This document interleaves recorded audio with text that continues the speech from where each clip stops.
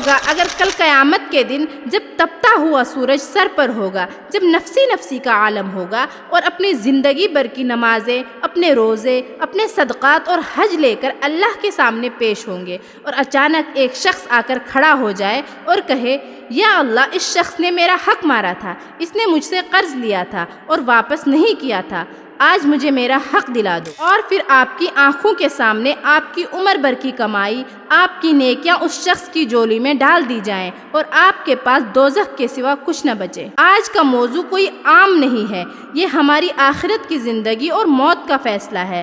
آج ہم بات کر رہے ہیں دوسروں کا مال ناحق کھانے اور قرض لے کر مکر جانے کی ہولناکی پر۔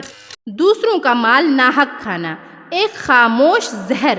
اللہ رب العزت نے قرآن مجید میں صاف لفظوں میں ارشاد فرمایا ہے، سورہ البقرہ، اور تم ایک دوسرے کا مال آپس میں ناحق نہ کھایا کرو۔ آج ہمارے معاشرے میں دوسروں کا مال دبا لینا، یتیموں کا حق مارنا، بہن بھائیوں کو وراثت سے محروم کر دینا اور کاروباری معاملات میں دھوکہ دہی سے کسی کا پیسہ ہڑپ کر لینا ایک ہنر سمجھا جاتا ہے۔ لوگ کہتے ہیں یہ تو بڑا چالاک ہے، اپنا کام نکال گیا۔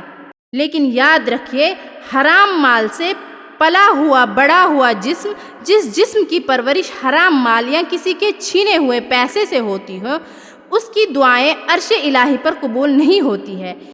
عبادتوں کی بربادی۔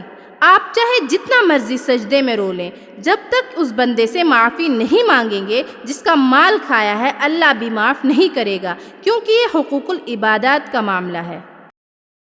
قرض لے کر واپس نہ کرنا، منافقت اور عذاب۔ کچھ لوگ قرض تو بڑے مان اور عاجزی سے لیتے ہیں، جب واپس کرنے کا وقت آتا ہے تو ایسے غائب ہو جاتے ہیں جیسے کبھی جانتے ہی نہ تھے۔ یاد رکھیے، قرض نہ لوٹانا کوئی معمولی بات نہیں ہے۔ شہید کا قرض بھی معاف نہیں ہے۔ رسول اللہ صلی اللہ علیہ وسلم نے ارشاد فرمایا کہ اللہ کی راہ میں شہید ہونے والے کے تمام گناہ معاف کر دیے جاتے ہیں سوائے قرض کے۔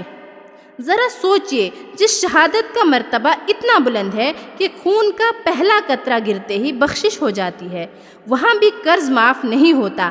مرنے والے کا جنازہ نہ پڑھانا۔ ہمارے نبی پاک صلی اللہ علیہ وسلم اس شخص کا جنازہ نہیں پڑھاتے تھے جس پر قرض ہوتا تھا اور وہ کوئی مال چھوڑ کر نہیں جاتا تھا۔ اللہ کے رسول صلی اللہ علیہ وسلم فرماتے تھے کہ تم اپنے بھائی کا جنازہ پڑھ لو، یہ قرض کی کتنی بڑی سنگینی ہے۔ نیت کا اثر۔ جو شخص اس نیت سے قرض لیتا ہے کہ واپس نہیں کرے گا، وہ اصل میں چور بن کر جیتا ہے اور چور بن کر ہی اللہ کے سامنے پیش ہوگا۔ معاشرے کی تباہی اور ہمارا فرض۔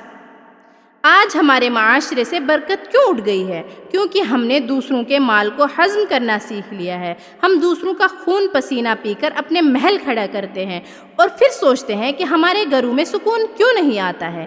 یاد رکھیے کہ قبر کا اندھیرا سچ ہے۔ جس مٹی کے نیچے ہمیں جانا ہے، وہاں کسی کی سفارش کام نہیں آئے گی۔